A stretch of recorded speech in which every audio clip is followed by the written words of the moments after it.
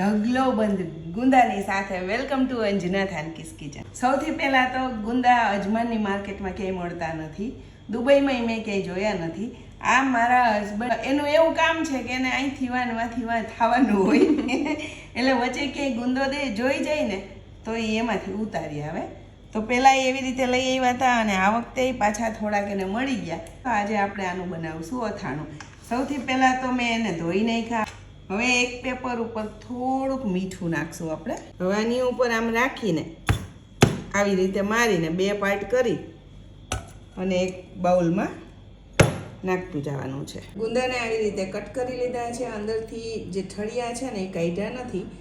2 ચમચી હળદર અને 2 ચમચી મીઠું નાખી અને આપણે આને 6 થી 7 કલાક અથવા રાતભર રાખવાના છે। સરસ મિક્સ કરી લેશું।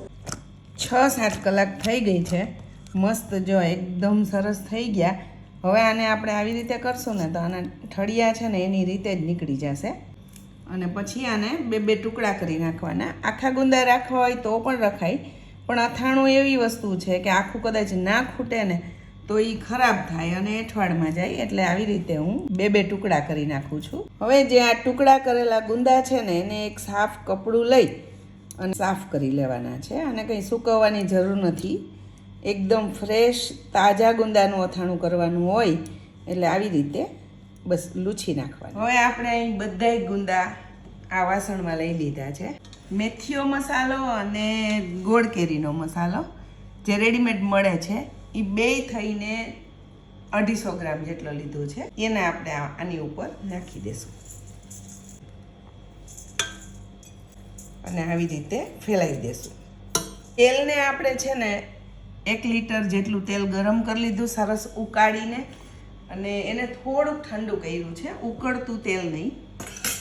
હવે એને આપણે આની ઉપર રેડી દેશું અને પછી તરત જ ઢાંકી દેશું।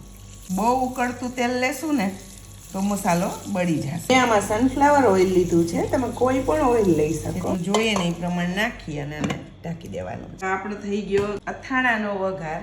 આ અથાણું એવું છે જે બિલકુલ ખટાશ નથી। ઘણા લોકોને ખટાશ ન ફાવતી હોય, જેમ કે અમારા ઘરમાં મારા સસરા છે તો જરાય ખાટું નથી ખાઈ શકતા। તો જે લોકો ખાટું નથી ખાતા ને એ લોકો માટે સ્પેશિયલ આ અથાણું બનાવવામાં આવે છે। 1 મહિના સુધી બહાર રાખવાનું અને પછી જો વધે તો ફ્રીજમાં મૂકી દેવાનું અને છે ને હલાવી નાખશું અને 2 દિવસ આવી રીતે મિક્સ કરતું રહેવાનું અને ત્રીજે દિવસે એરટાઈટ જારમાં ભરી લેવાનું છે। આપણું ગુંદાનું અથાણું એકદમ મસ્ત રેડી થઈ ગયું, તમે પણ જરૂરથી ટ્રાય કરજો।